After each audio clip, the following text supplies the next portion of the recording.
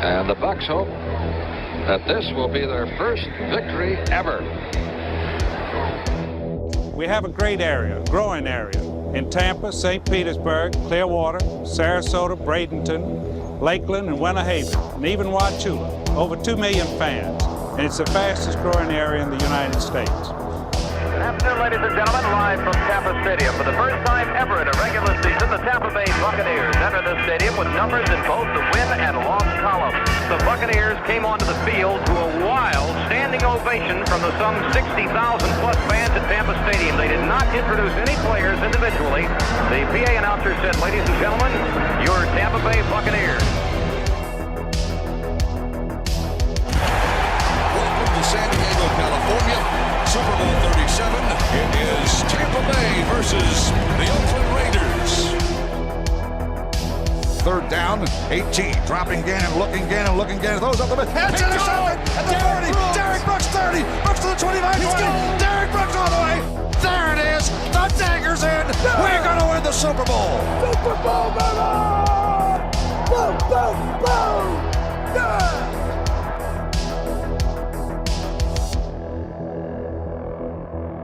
Tom Brady signing with the Tampa Bay Bucs tomorrow.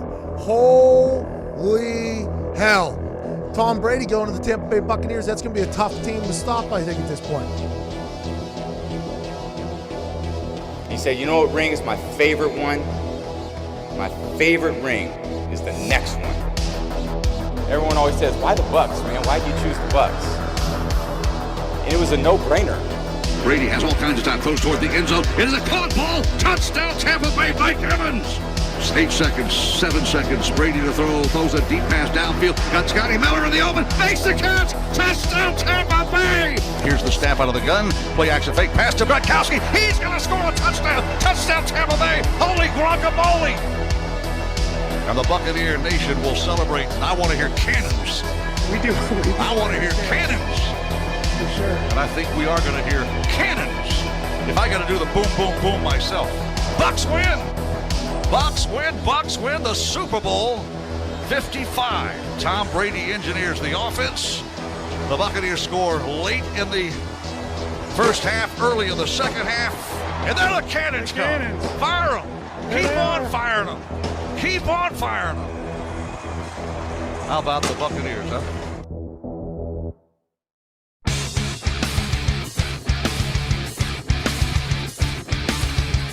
Tampa Bay Buccaneers from the 48-yard line. Second down, 13. Brady lobs one downfield. Caught ball by Gronkowski inside the 20 to the 15-10. Gronkowski to the 5 to the 4-yard line. Holy guacamole. Third down, 18. Dropping Gannon, looking Gannon, throws up the middle. It's intercepted at the 40. Derek Brooks 30. Brooks to the 25, 20. Derek Brooks all the way. There it is. The dagger's in. Yeah. We're going to win the Super Bowl. Super Bowl, baby! This is the Big Nasty. Yeah, Big Nasty, Hall of Fame Tampa Bay Buccaneer fan, baby. This is Mike Allstott, Tampa Bay Buccaneers, and you're listening to the Cannon Fire Podcast. Cannon Fire Podcast, brother. You ain't listening, and you're missing out. Woo!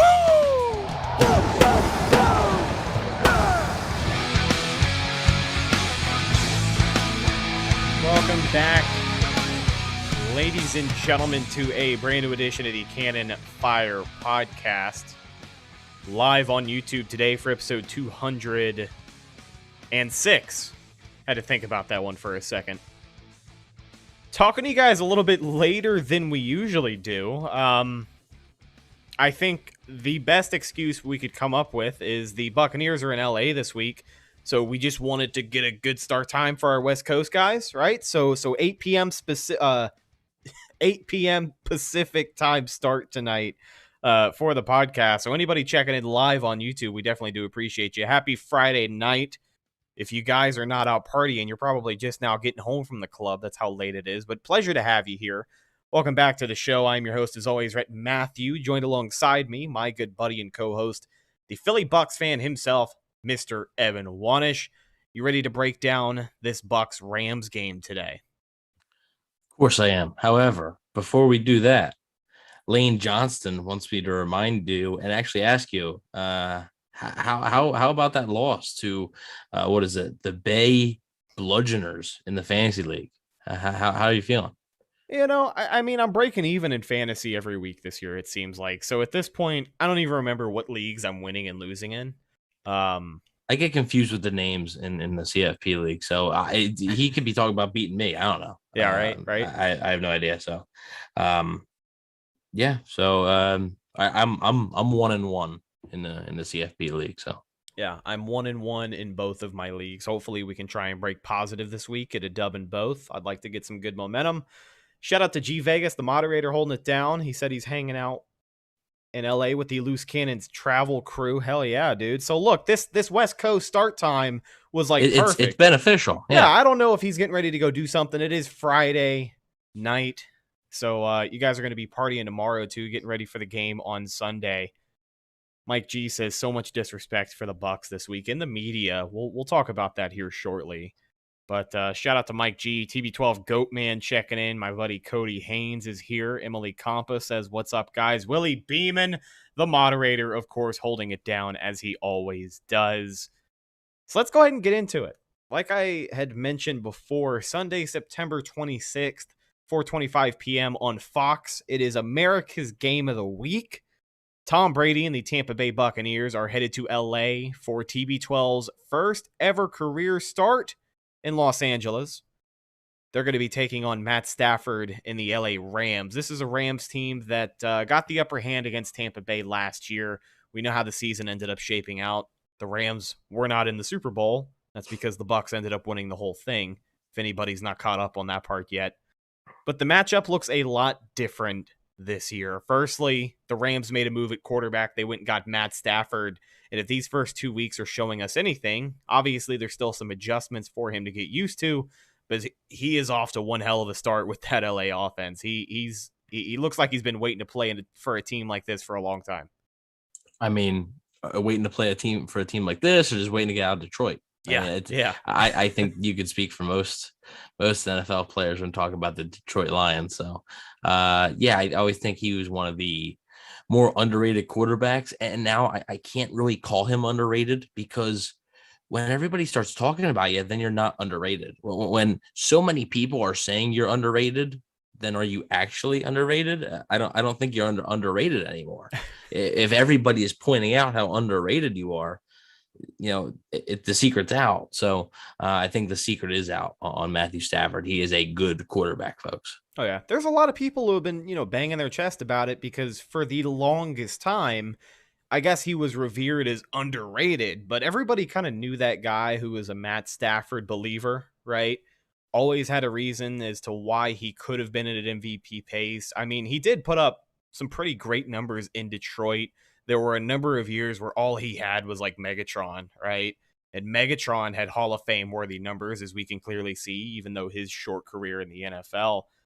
So it's like Matt Stafford it's not too shocking to see him come out here and just play like this, I guess, is the way I'll put it. No, it shouldn't be.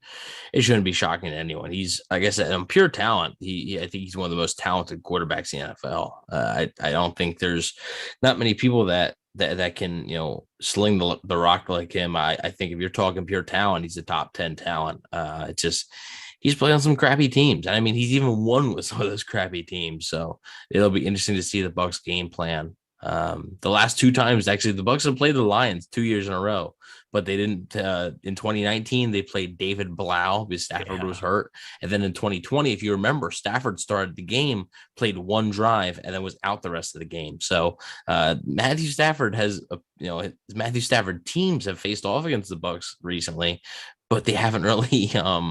He hasn't really played against them in a while. Yeah.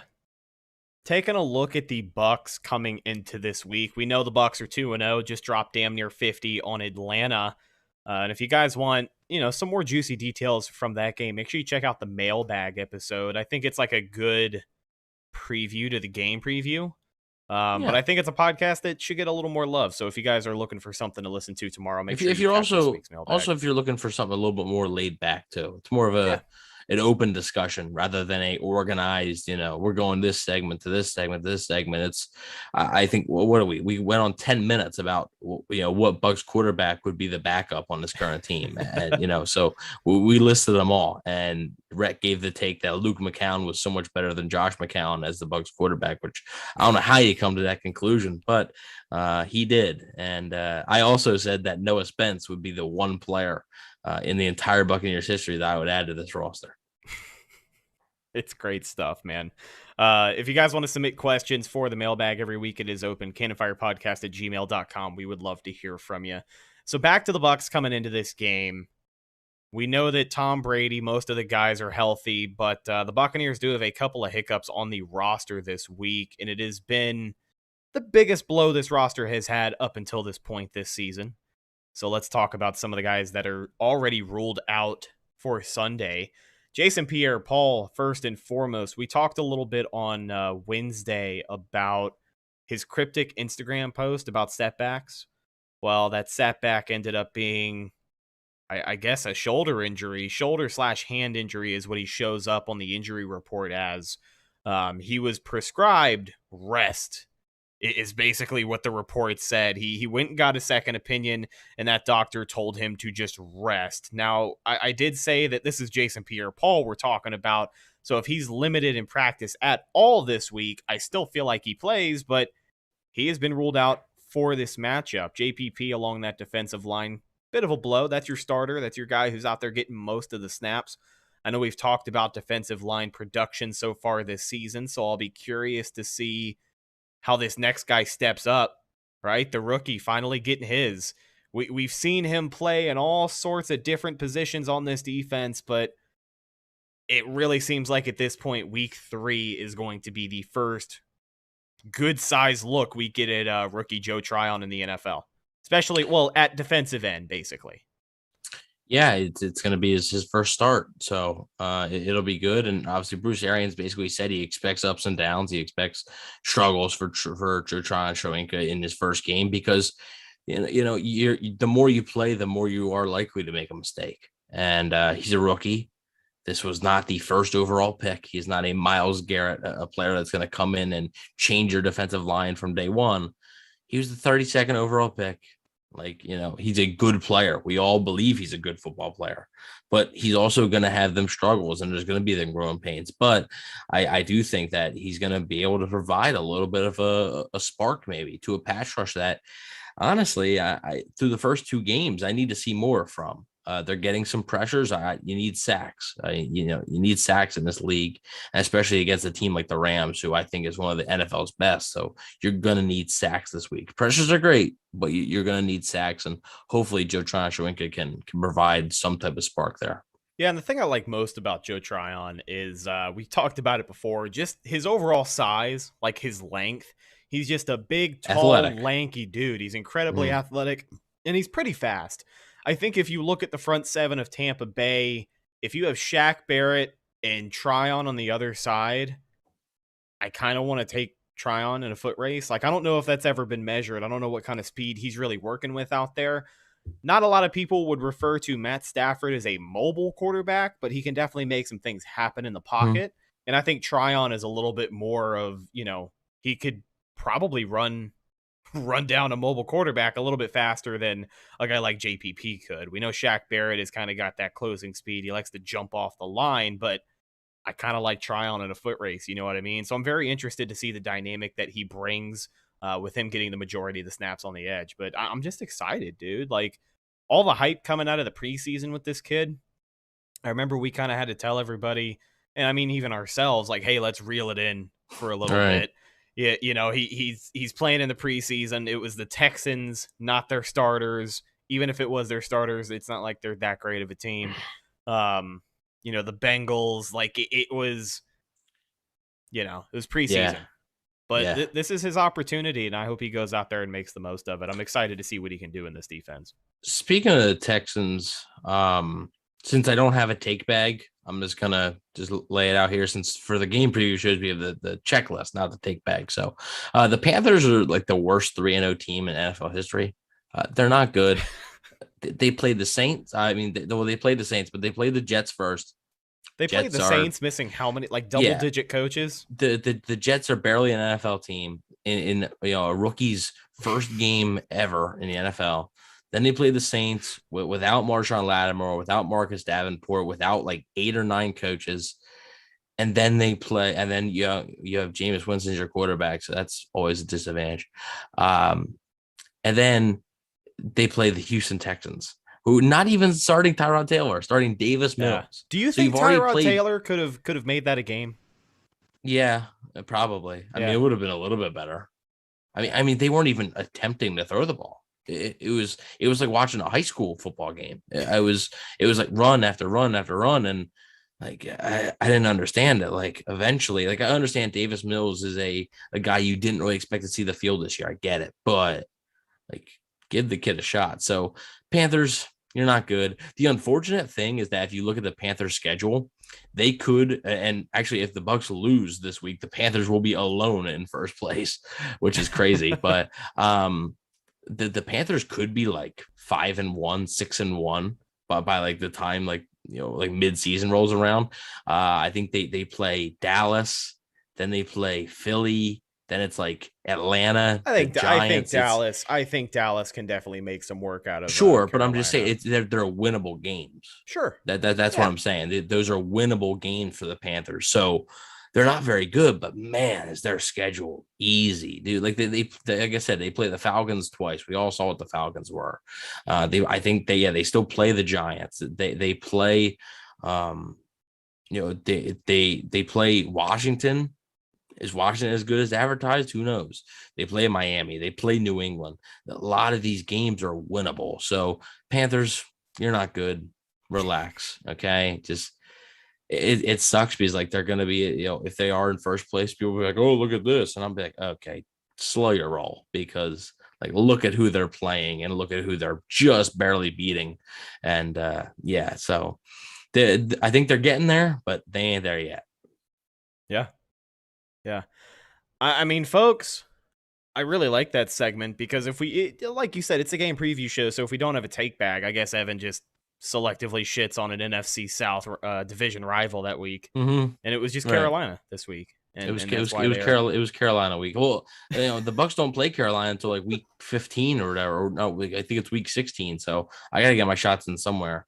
Ethan Ennis said, I swear you guys and James need to pay Willie. Dude is straight carrying every single Bucs live chat on YouTube. Willie Beeman is the hardest. He's the hardest working moderator we have. And you know what? I mean, I am going to be getting the whole menu on Wendy's soon.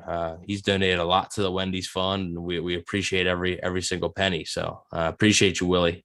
Listen, Willie, if you can make it, I don't know if we've had this discussion yet, but if you can make it out to the watch party. Yeah, we already did. He said he can. He's already planned his vacations. Oh, damn. Yeah, we were bummed. I remember it. Listen, if you are ever in Tampa, my friend, or we're ever in the same area at the same time, like, let me buy you some chicken wings, all right? I'm technically closer to Willie right now than then you buy him some chicken wings. You figure it out. I'll figure it out. No worries. I'll figure it out. We'll figure it out, Willie. We will figure it out. We appreciate your hard work, man. Thanks for being a moderator.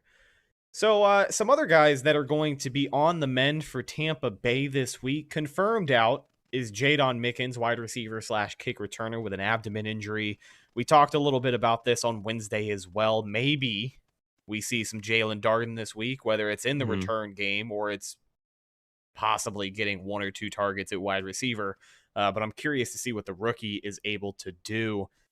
Now, the bigger of the wide receiver injuries here, number 81, Antonio Brown, was placed on the COVID reserve list a little bit earlier this week. I believe it was Monday or Tuesday. Yeah, I think it was Tuesday, either Tuesday or Wednesday. I think it might have actually been Wednesday. So yeah, I think Wednesday sounds accurate.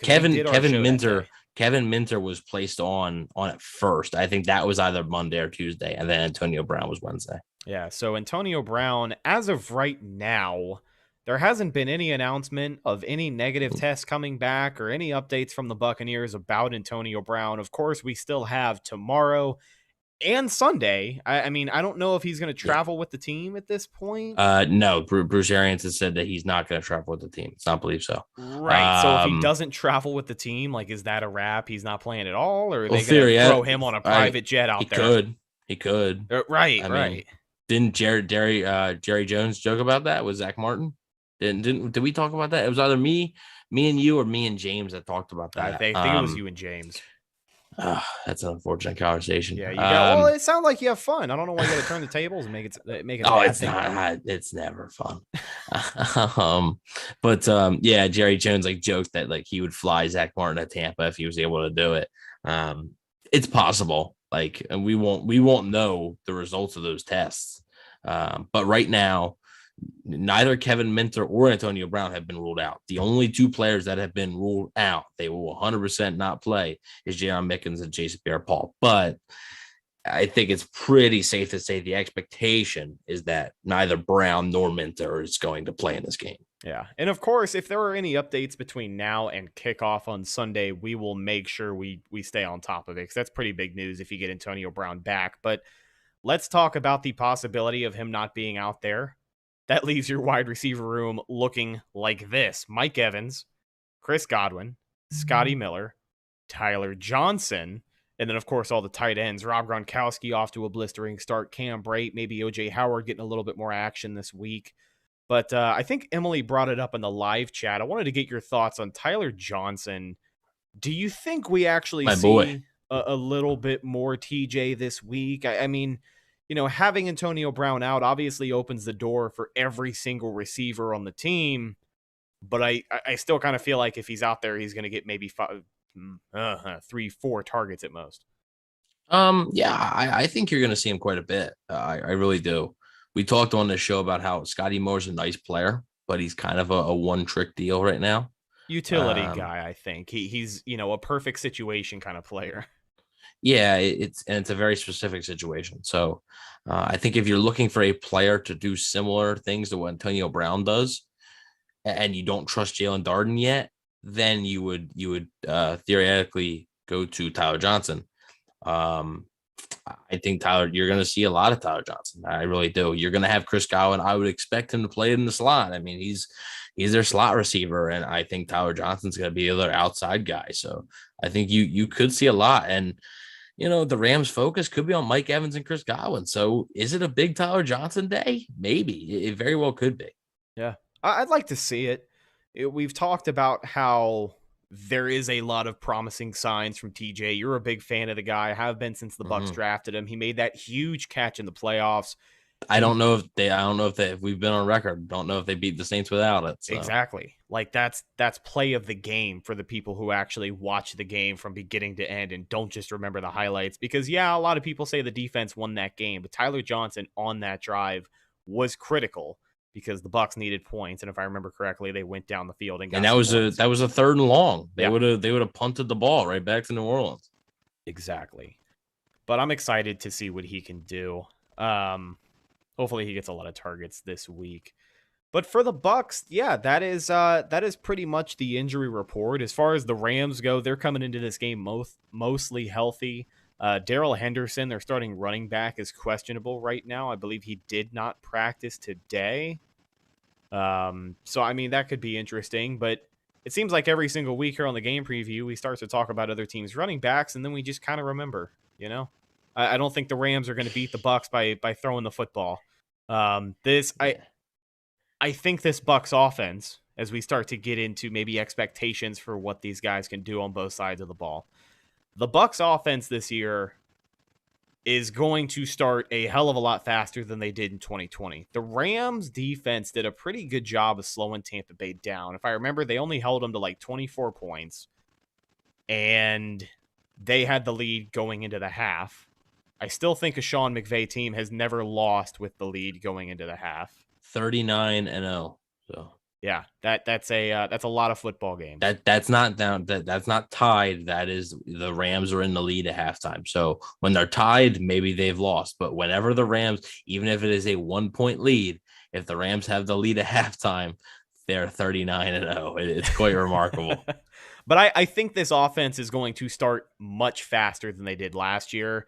You know, we've seen Tom Brady, that first drive of the Atlanta game, we just talked about it. It was textbook, chef's kiss, right? It cannot get any better than that. Maybe the run game gets a little bit more involved this week. We talked about that on Wednesday as well. That might need to be a priority if things get kind of weird down the stretch.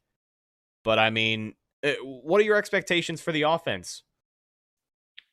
Well, real quick, I did want to say I saw there's a lot of things about kick returner in there. It's expected to be Zone Darden. I think we could all expect that. There was a few, I think TB12 Goat Man might have said Scotty going to return him. I think the Bucs tried that experiment in the preseason and didn't work very well. It's just some guys can do it, some guys can't. So I think they're going to give Darden the first crack. Expectations for the offense, I'll tell you, week 11, 2020, it was Tom Brady's worst game as a Buccaneer. I've been on record of saying that. I think the Rams game last year was the worst he's played. I think that was the worst game. Not week 1 versus New Orleans, not week 9 versus New Orleans. It was that game. I think that was the game where he didn't play good. He played like crap. He threw 2 interceptions. One to end the game, basically when the Bucs were down 3 and they were trying to drive to tie it or take the lead. He didn't play good. Now the Rams do have a new defensive coordinator, Raheem Morris. Obviously, Tampa fans are very familiar. Not only was he the head coach, but then also, he was the Falcons defensive coordinator there for a little bit. So that means a lot of zone. There's going to be a lot of zone. Raheem Morris teams typically do play a lot more zone, and the Rams have shown that in the first 2 weeks.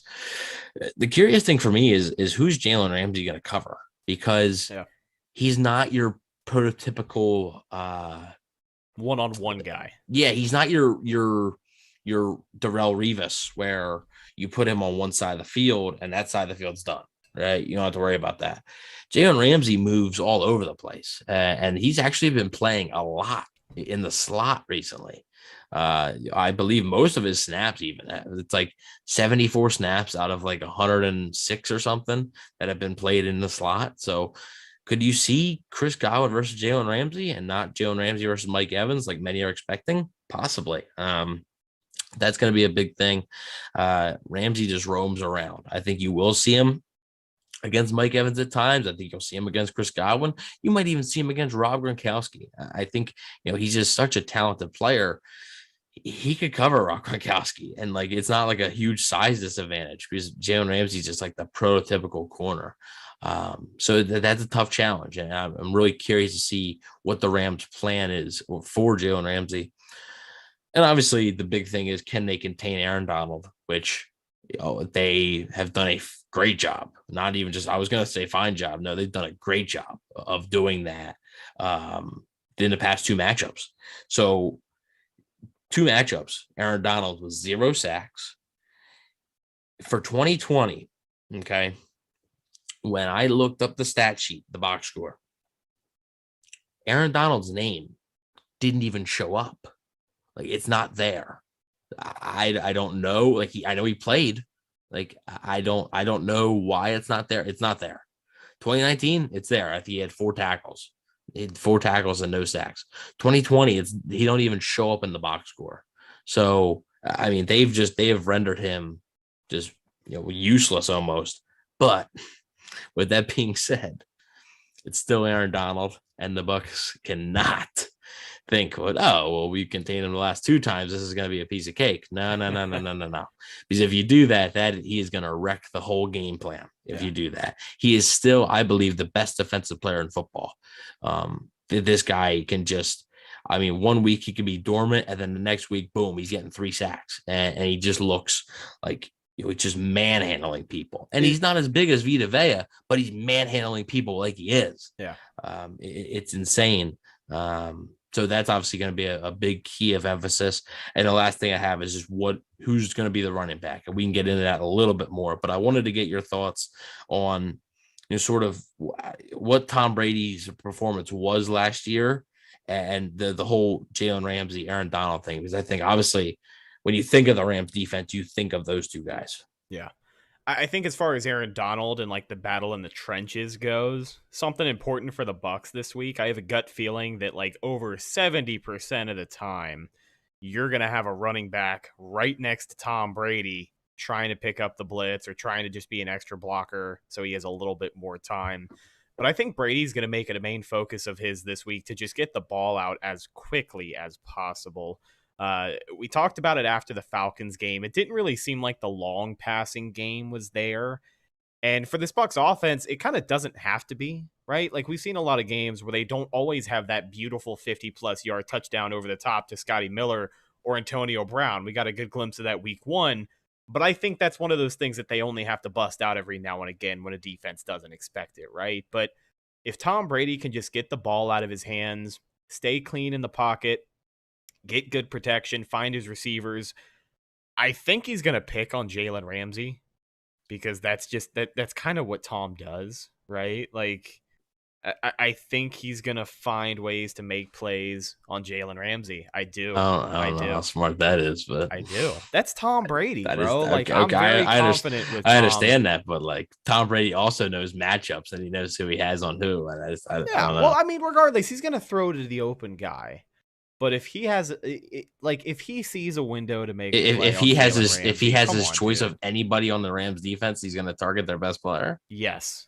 Yes, 100%. You're telling me Tom's not going to do that? I'm telling you, he's going to target the best matchup, which would not be whoever Jalen Ramsey is target against. The open guy. Yeah, and against Jalen Ramsey, he ain't going to be open, so it's not going to happen. All right, we can agree to disagree on sure. that. But I mean, I do think Mike Evans got 4 targets against Jalen Ramsey last year. I think it's another quiet week for Mike. He might have a touchdown, but I think the Rams are going to do their best to try and slow Mike down. That's exactly what they did last year. But I think Brady's going to be sharp. I think he's going to continue to play at this great pace that he's on. I don't know if it'll be quite the offensive explosion, although my final score prediction might say otherwise. But as far as Brady goes, I think he's going to be sharp this week. Jalen Ramsey, like you said, I think he's going to float all over the field. I think they'll mostly have him try and slow down Mike. We talked about it on Wednesday. I think a good approach for the Rams this week is to just try and not so much, man up and have one-on-one all the time because a lot of their corners can't do that. You just said Jalen Ramsey can't do that. So they're going to be double teaming guys. I think Mike Evans probably going to get the most of it this week. But I'm curious to just see how we block. Like, on the offense, I'm curious to see how the offensive line blocks, how the running back in there helps create a little bit of extra time for Tom. And then I wouldn't count on any Bucs running back picking up a blitz. So. I just wouldn't do it. Go ahead. Somebody asked in the chat earlier about Gio Bernard. Do you think we see a little bit more Gio this week? I think we're just going to be asking that question every week until we do.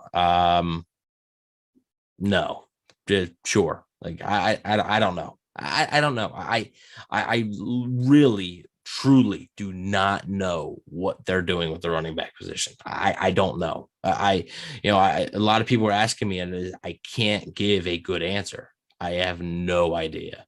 All of them have deficiencies, and apparently in this offense, like all these running backs are like the worst types of backs to be in this type of offense. I guess I don't know.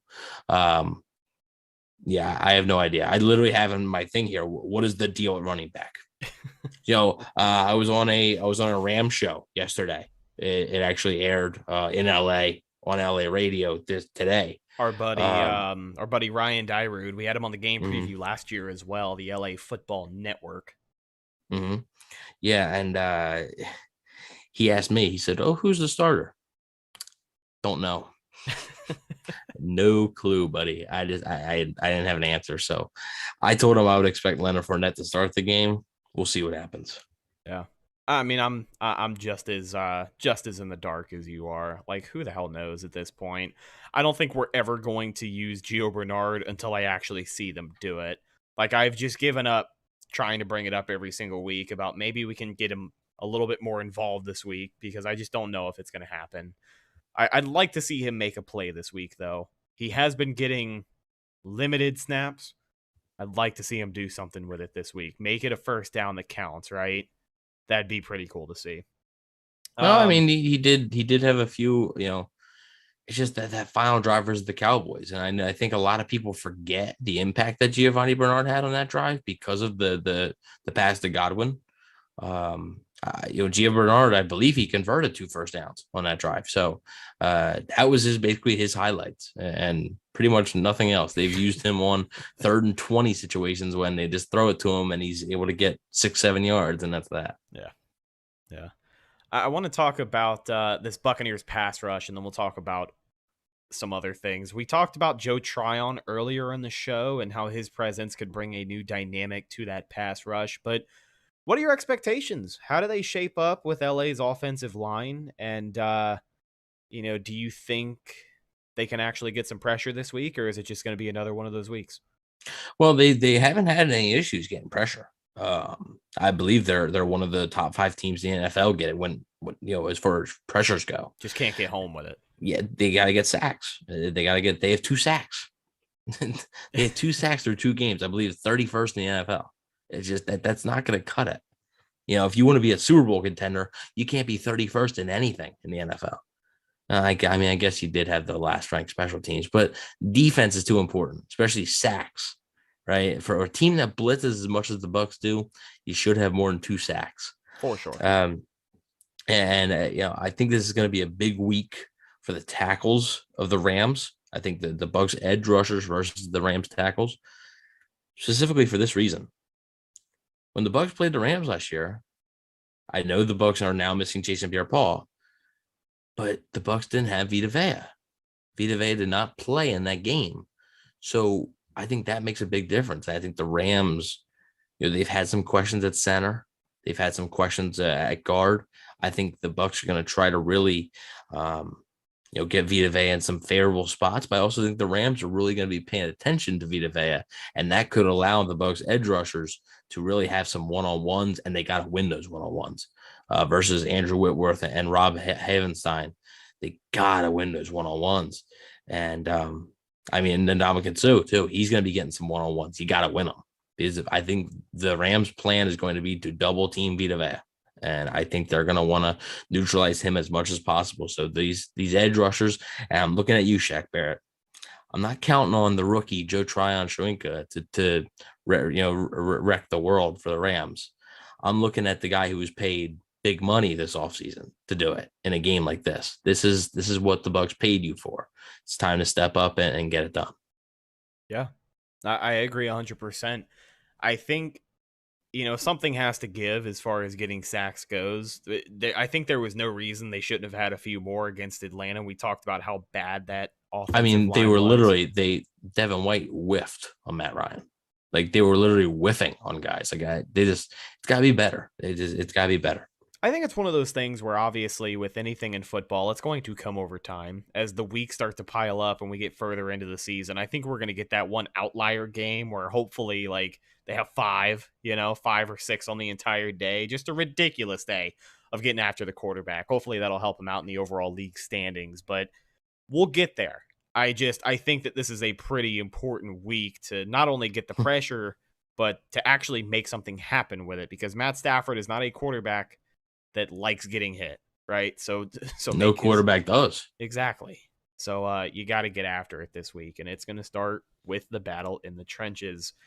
As far as the rest of the defense goes, looking at the secondary, this matchup between the Rams wide receivers and the Buccaneers secondary is also going to be pretty interesting to watch, because if there's one thing that the secondary doesn't do entirely well against, it's little fast white guys like Cooper Kupp, but they've also got some real speed. They've got Cooper Kupp, who's been playing well, Robert Woods, who's pretty quick as well, Van Jefferson.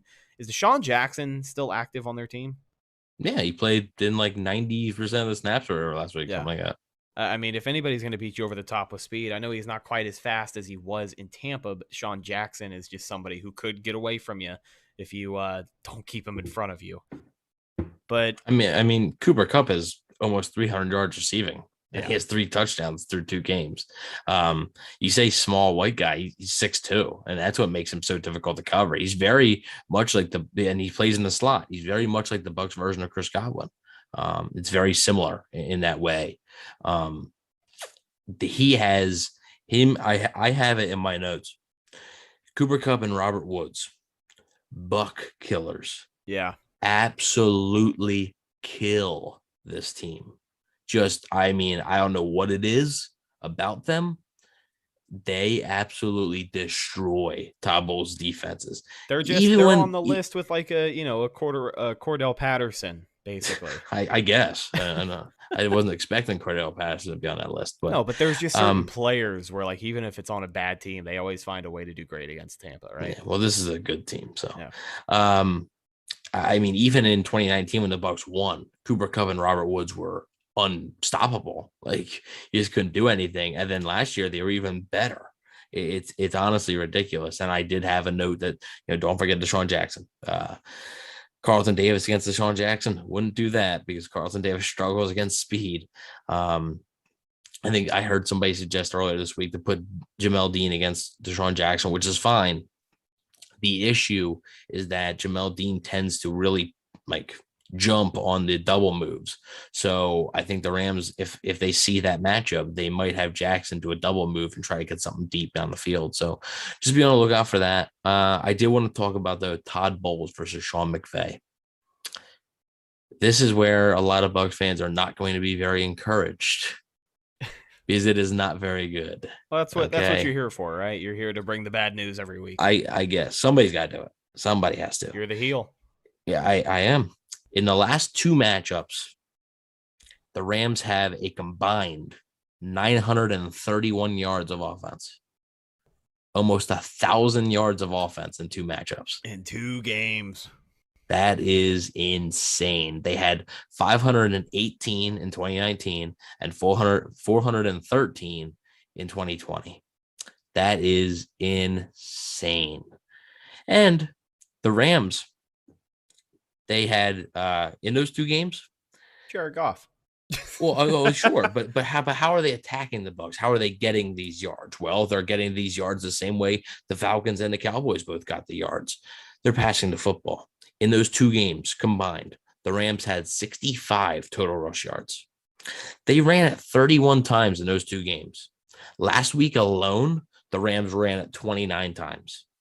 So that puts it into perspective just how much the Rams are passing the ball against this Tampa team. It's going to look like Dallas, I think. I think it's really going to look similar to Dallas. The Rams, I don't even think they're going to attempt to run the ball. Daryl Henderson is not, I don't think he's going to play. I honestly don't. So Sony Michel will probably be in there. I don't think he's going to get many carries at all. Sean McVay, I think he knows that, why even attempt to run the ball? So it's not good. And Todd Bowles versus Sean McVay has not worked out good for Todd Bowles. So he learned his mistakes from playing Drew Brees and the Saints. He learned his mistake from playing Patrick Mahomes and the Chiefs.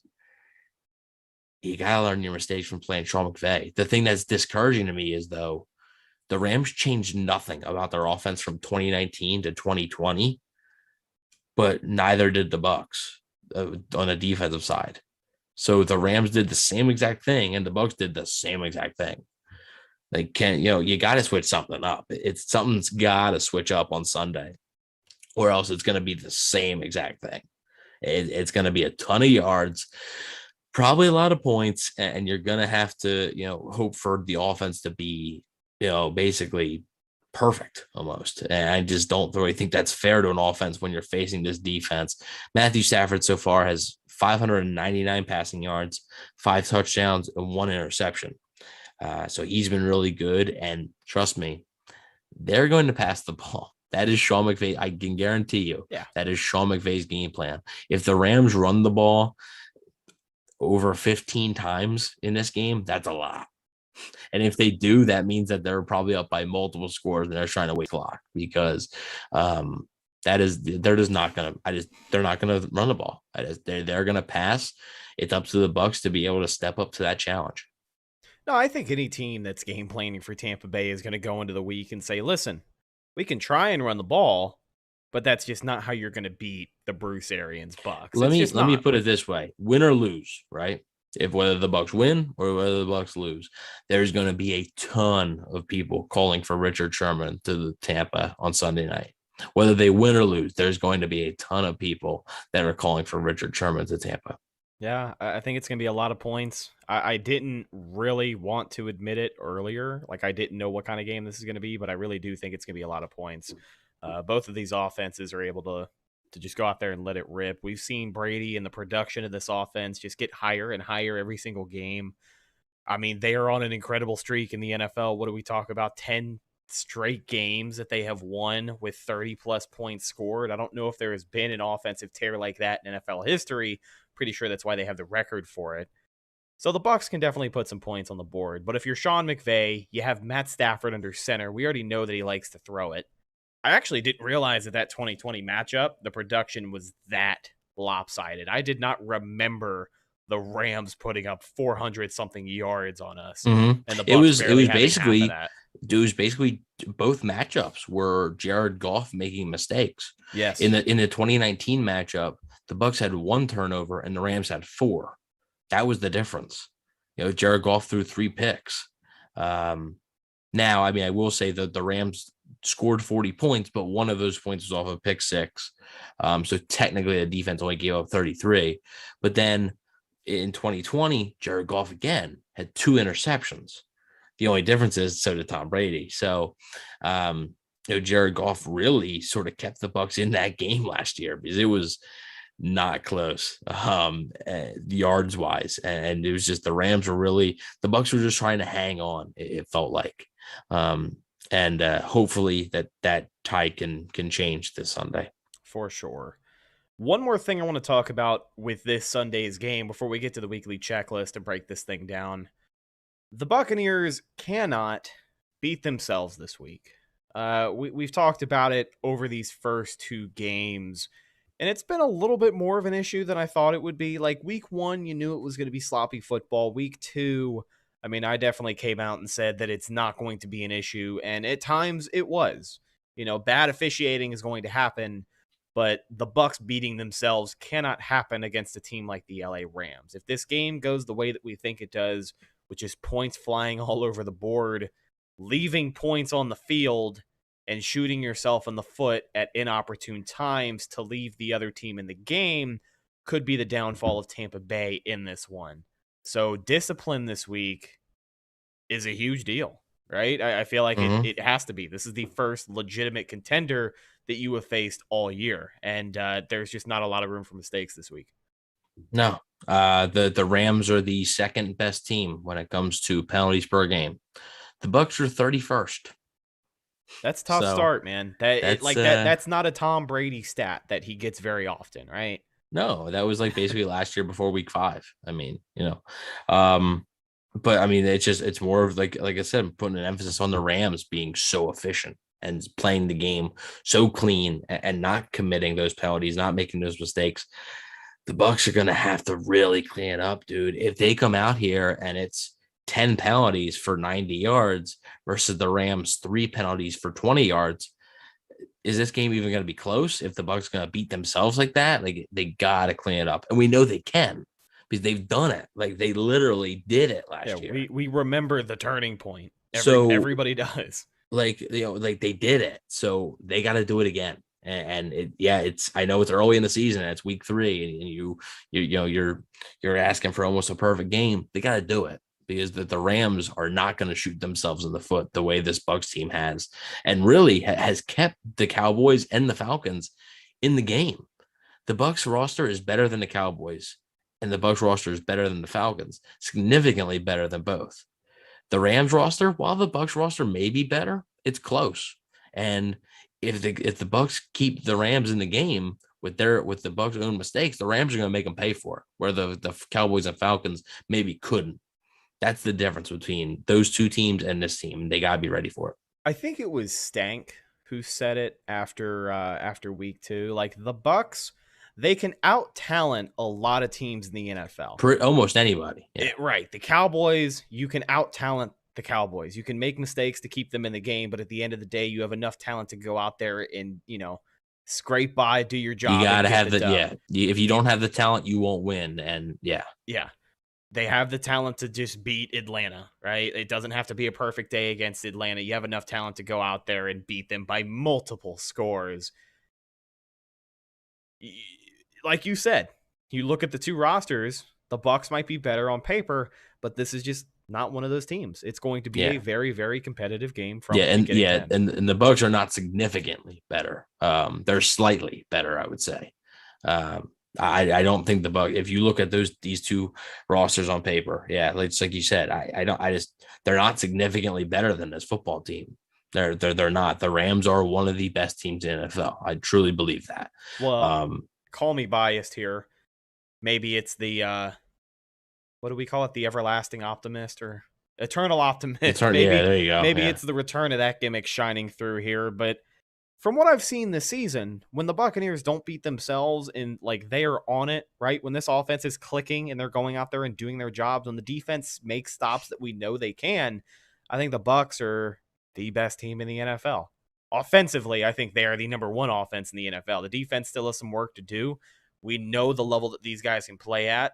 I would just like to see them get back there sooner rather than later. But, when the Bucs are on their P's and Q's, I think they can beat every team in the NFL. Like, that's how confident I am in this team. And it's been a long time since I've had that type of confidence. But the Super Bowl will definitely help do that. No, I agree because we've seen it. Like I said, we have seen them do it. Like, dude, the Chiefs didn't score a touchdown. You know how difficult that is? Like, to hold the Kansas City Chiefs with Patrick Mahomes to no touchdowns, like that is so difficult. But we're not talking about last year anymore. Last year's done. Last year is done, right?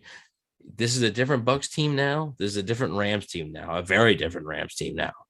So whatever you thought about last year's matchup, I brought up the stats or whatever. That's just for context on what we could see.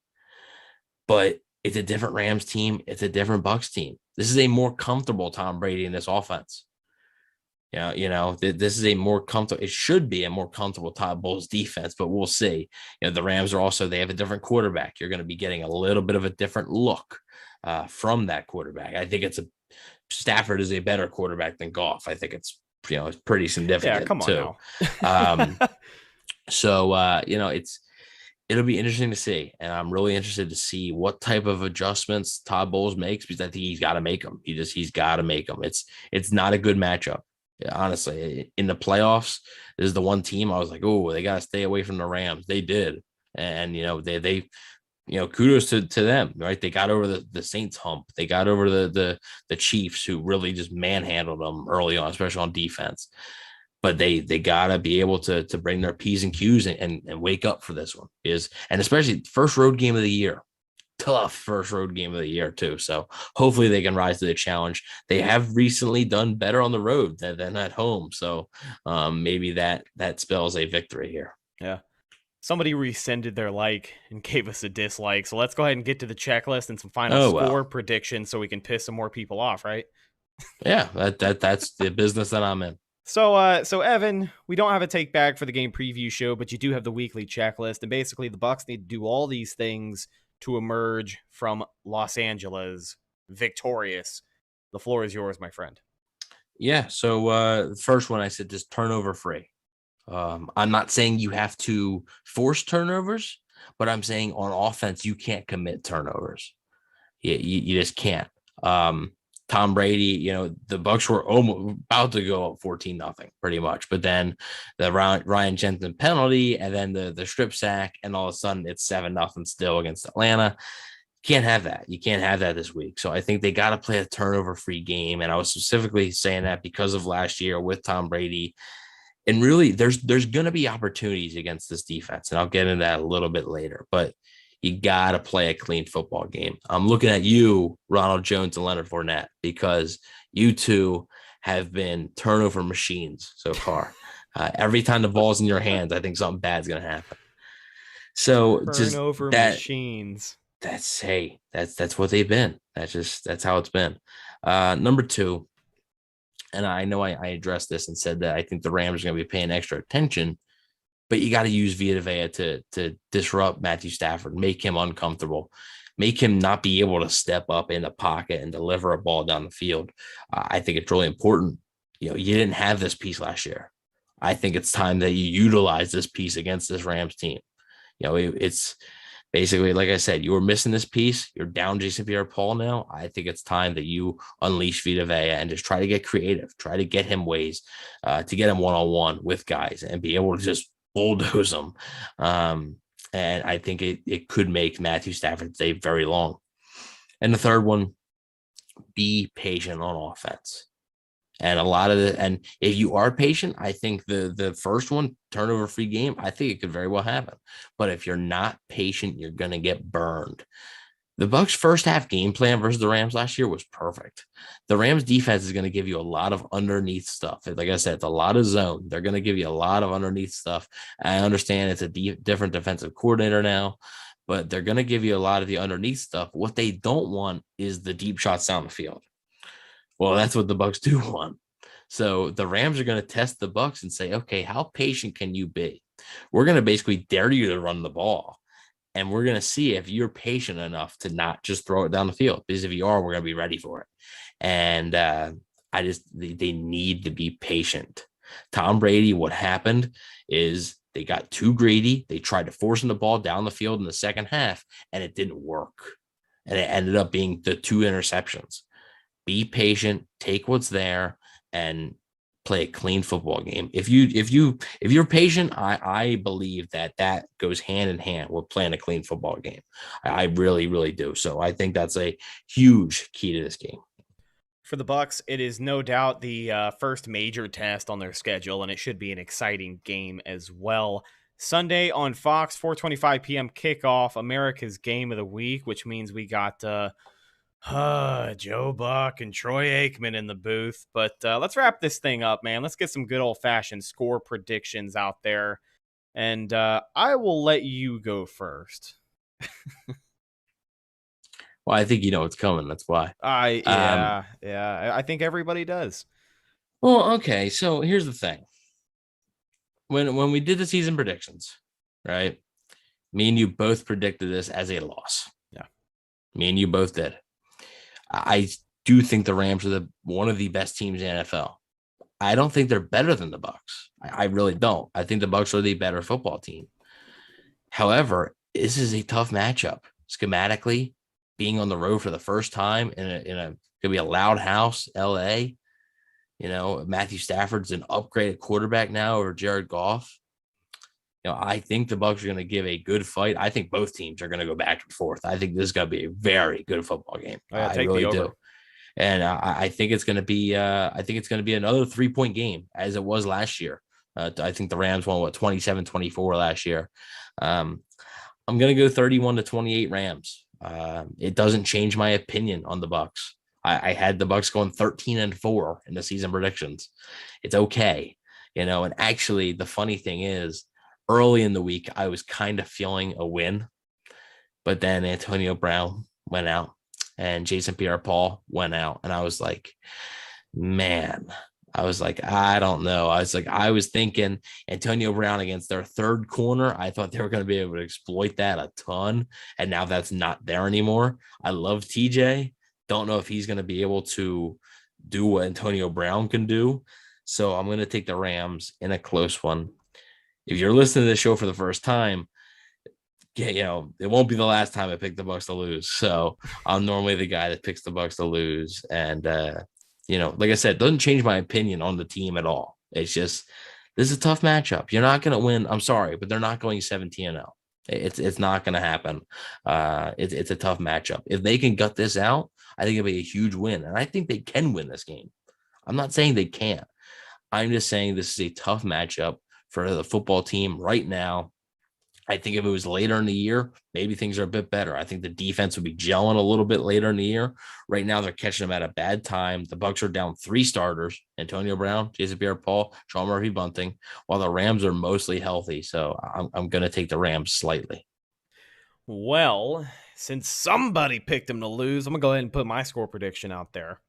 Well, we all knew what it was going to be. So. Yeah, right? I mean, come on now.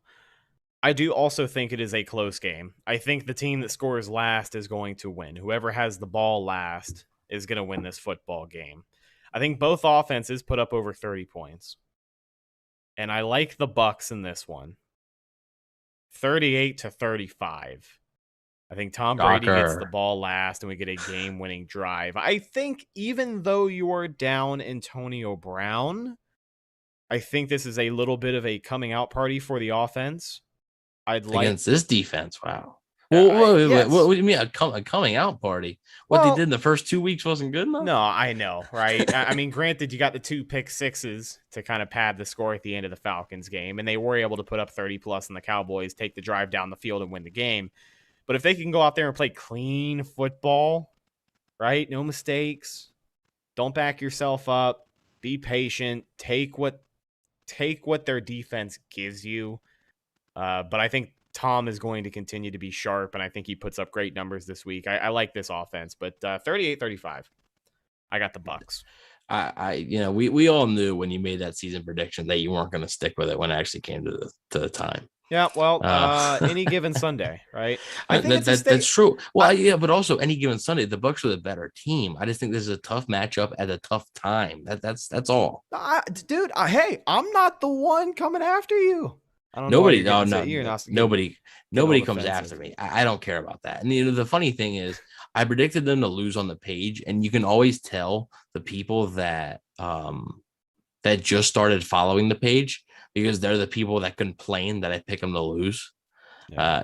I can always tell who the new followers are, because they're the ones that are like, you're a Bucs page and you're picking them to lose. I'm like, what do you want? Like, I'm sorry. I'm not the person that's going to pick them to win every single football game. I'm sorry. I will pick them to lose eventually, but this week is not the week. I think it's a statement win for Tampa Bay.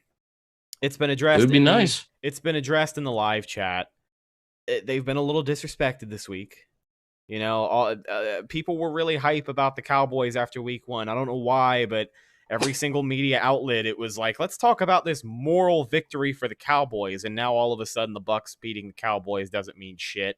The Bucs beating the Atlanta Falcons doesn't mean shit to these analysts. And a lot of people, the Rams are the favorite headed into this one. And I think the Buccaneers go out there, play a clean game, play their best game of the season so far, and come out with a win on the West Coast. I think that's a statement win.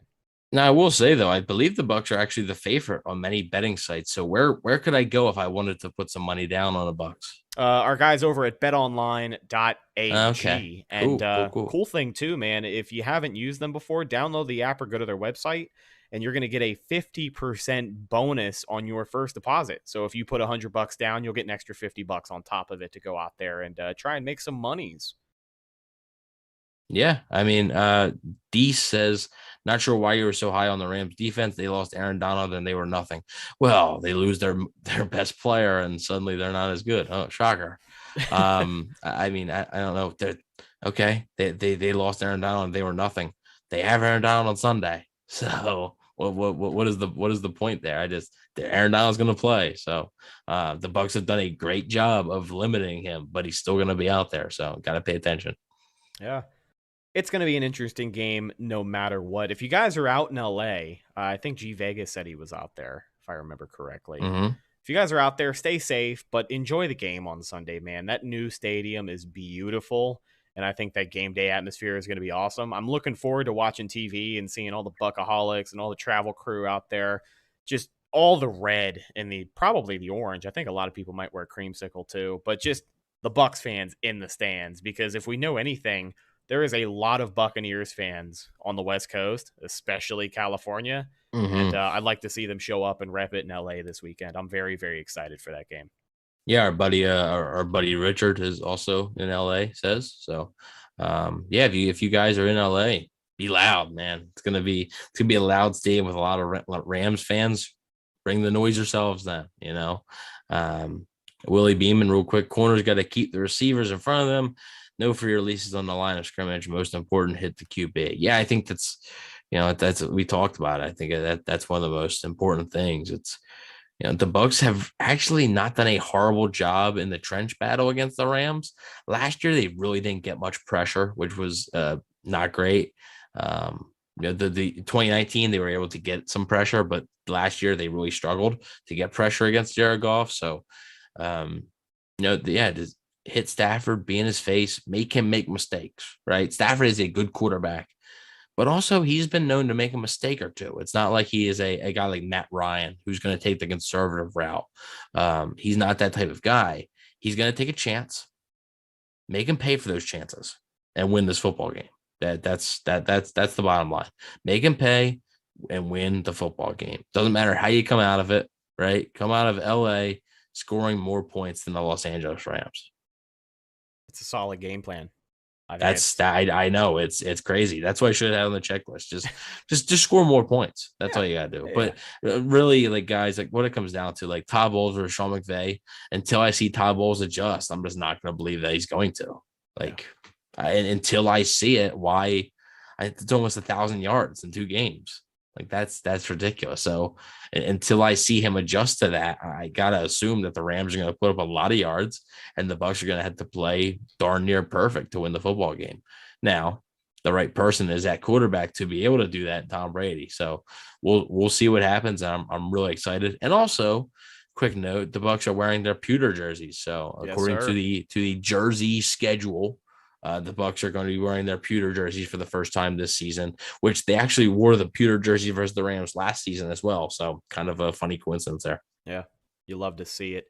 It's going to be an interesting game. A lot of great matchups all over the field, and going to be a lot of fun. But ladies and gentlemen, that's just about going to do it for this episode of the Cannon Fire Podcast. Thank you guys so much for hanging out with us live on YouTube today. You can listen to the podcast as well on any major podcast platform. If you can't catch the live show and you don't want to watch the YouTube video, sometimes it's a little more convenient to actually listen to the podcast, and it's in the name, right? So we have to put out a podcast. Make sure you go check that out if you are into that type of stuff. Follow us on social media, Facebook, Instagram, and Twitter. All of those are Cannon Fire Podcast. Best place to go for updates on the show, and of course, Buccaneer news as it happens. Speaking of Bucs news as it happens, you can follow my co-host Evan on Instagram at Bucs_daily, the #1 Buccaneers fan page on Instagram, rapidly approaching 30,000 followers. You can also find him on Twitter at EvanNFL. Last but not least, you can find myself, Instagram and Twitter at Rhettakus, RHETTAKUS. If you follow me, I will follow you back. One more shout out to our moderators, Willie Beeman holding it down up there in Philly, G Vegas hanging out on the West Coast. You guys are appreciated. Thanks for staying up late with us for this edition of the Cannon Fire Podcast. We'll talk to you Sunday right here on YouTube live after the game. Win, lose, or draw, it's the same thing every week. We'll talk to you later, and as always, go Bucs.